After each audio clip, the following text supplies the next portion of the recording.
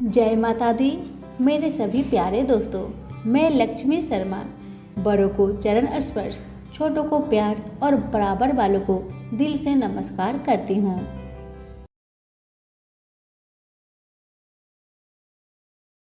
आज आप सुनेंगे जन्माष्टमी की व्रत कथा। भाद्रपद कृष्णा पक्ष की अष्टमी को रात के 12 बजे मथुरा के राजा कंस की जेल में वासुदेव जी की पत्नी देवी देवकी के गर्भ से 16 कलाओं से युक्त भगवान श्री कृष्ण का जन्म हुआ था। इस तिथि को रोहिणी नक्षत्र का विशेष महात्म्य है। इस दिन कृष्ण अवतार के उपलक्ष्य में झांकियां सजाई जाती है। भगवान कृष्ण का श्रृंगार करके झूला सजाया जाता है। स्त्री पुरुष रात के 12 बजे तक व्रत रखते हैं। रात को 12 बजे शंख तथा घंटों की आवाज से श्री कृष्ण के जन्म की खबर चारों दिशाओं में गूंज उठती है। भगवान कृष्ण की आरती उतारी जाती है और प्रसाद वितरण किया जाता है। प्रसाद ग्रहण कर व्रत को खोला जाता है। आइए अब सुनिए कृष्ण जन्माष्टमी की व्रत कथा। द्वापर युग में पृथ्वी पर राक्षसों के अत्याचार बढ़ने लगे। पृथ्वी गाय का रूप धरकर अपनी व्यथा सुनाने के लिए तथा अपने उद्धार के लिए ब्रह्मा जी के पास गई। ब्रह्मा जी सब देवताओं को साथ लेकर पृथ्वी को विष्णु भगवान के पास क्षीर सागर ले गए। उस समय भगवान विष्णु अनंत शैया पर शयन कर रहे थे। स्तुति करने पर भगवान की निद्रा भंग हो गई। भगवान ने ब्रह्मा एवं सब देवताओं को देखकर उनके आने के कारण पूछा तो पृथ्वी बोली, हे भगवान, मैं पाप के बोझ से दबी जा रही हूँ, मेरा उद्धार कीजिए। यह सुनकर विष्णु बोले, मैं ब्रज मंडल में वासुदेव की पत्नी देवकी के गर्भ से जन्म लूंगा। तुम सब देवतागण ब्रज भूमि में जाकर यादव वंश में अपना शरीर धारण करो। इतना कहकर भगवान अंतर्ध्यान हो गए। इसके पश्चात देवता ब्रज मंडल में आकर युडुकुल में नंद यशोदा तथा गोप गोपिया के रूप में पैदा हुए। द्वापर युग के अंत में मथुरा में उग्रसेन राजा राज्य करते थे। उग्रसेन का पुत्र का नाम कंस था। कंस ने उग्रसेन को बलपूर्वक सिंहासन से उतारकर जेल में डाल दिया और स्वयं राजा बन गया। कंस की बहन देवकी का विवाह यादव कुल में वासुदेव के साथ निश्चित हो गया। जब कंस देवकी को विदा करने के लिए रथ के साथ जा रहा था तो आकाशवाणी हुई, हे कंस, जिस देवकी को तू बड़े प्रेम से विदा कर रहा है उसका 8वां पुत्र तेरा संहार करेगा। आकाशवाणी की बात सुनकर कंस क्रोध से भरकर देवकी को मारने को तैयार हो गया। उसने सोचा न देवकी होगी न उसका कोई पुत्र होगा। वासुदेव जी ने कंस को समझाया कि तुम्हें देवकी से कोई भय नहीं है। देवकी की 8वीं संतान से तुम्हें भय है, इसलिए मैं इसकी 8वीं संतान को तुम्हें सौंप दूंगा। तुम्हारी समझ में जो आए उसके साथ वैसा व्यवहार करना। कंस ने वासुदेव जी की बात स्वीकार कर ली और वासुदेव और देवकी को कारागार में बंद कर दिया। तत्काल नारद जी वहां आ पहुंचे और कंस से बोले कि यह कैसे पता चलेगा कि 8वां गर्भ कौन सा होगा, गिनती प्रारंभ से या अंतिम गर्भ से कहाँ से शुरू होगी।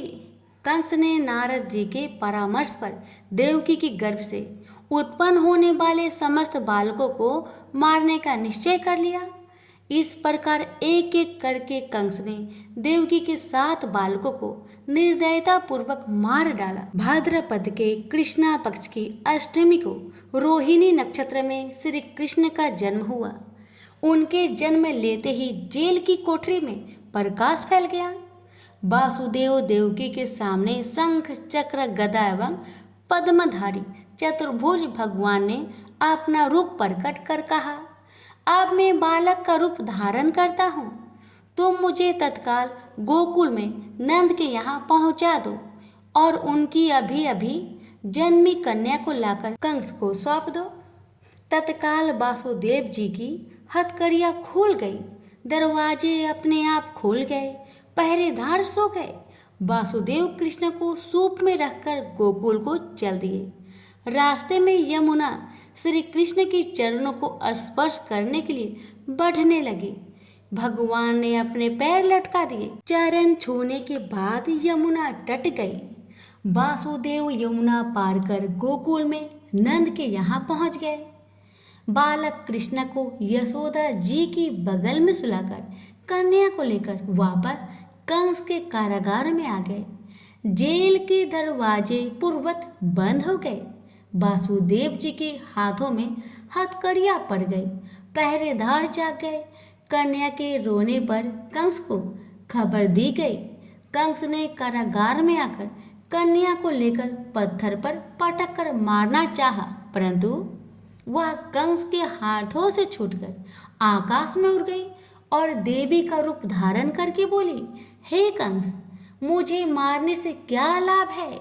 तेरा शत्रु तो गोकुल में पहुंच चुका है। यह दृश्य देखकर कंस हतप्रद और व्याकुल हो गया। कंस ने श्री कृष्ण को मारने के लिए अनेक दैत्य भेजे। श्री कृष्ण ने अपनी अलौकिक माया से सारे दैत्यों को मार डाला। बड़े होने पर कंस को मारकर उग्रसेन को राजगद्दी पर बैठाया।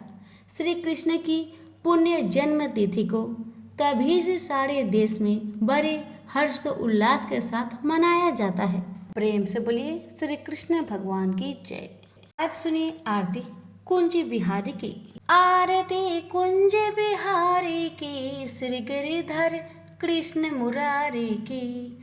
गले में बैजंती माला, बजाए मुरली मधुर वाला। श्रवण में कुंडल झलकाला, नंद के आनंद नंद लाला। गगन सम अंग कंती काली, राधिका चमक रही लाली। लतन पर ठाटे बन माली, भ्रमर सी अलक कस्तूरी तिलक। चंद्र सी झलक ललित छवि श्यामा प्यारी की। श्री गिरिधर कृष्ण मुरारी की। आरती कुंज बिहारी की, श्री गिरिधर कृष्ण मुरारी की। कनकमय मोर मुकुट बिल से, देवता दर्शन को तरसे। गगन सो सुमन राशि बरसे, बजे मुरचंग मधुर मृदंग। ग्वालिन संग अतुल राती, गोकुल कुमारी की। श्री गिरिधर कृष्ण मुरारी की। आरती कुंज बिहारी की, श्री गिरिधर कृष्ण मुरारी की। जहाँ ते प्रकट भई गंगा, सकल मन हरिणी श्री गंगा।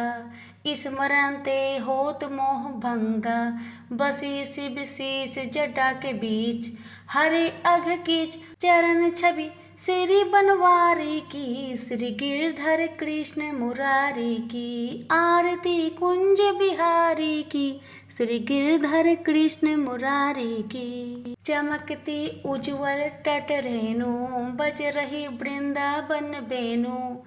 चहु दिशि गोपी ग्वाल धेनु, हसत मृदु मंद चांदनी चंद। कटत भय फंद टेर सुन दिन तुकहारी की। श्री गिरिधर कृष्ण मुरारी की। आरती कुंज बिहारी की, श्री गिरिधर कृष्ण मुरारी की। आरती कुंज बिहारी की। प्रेम से बोलिए बाके बिहारी लाल की जय।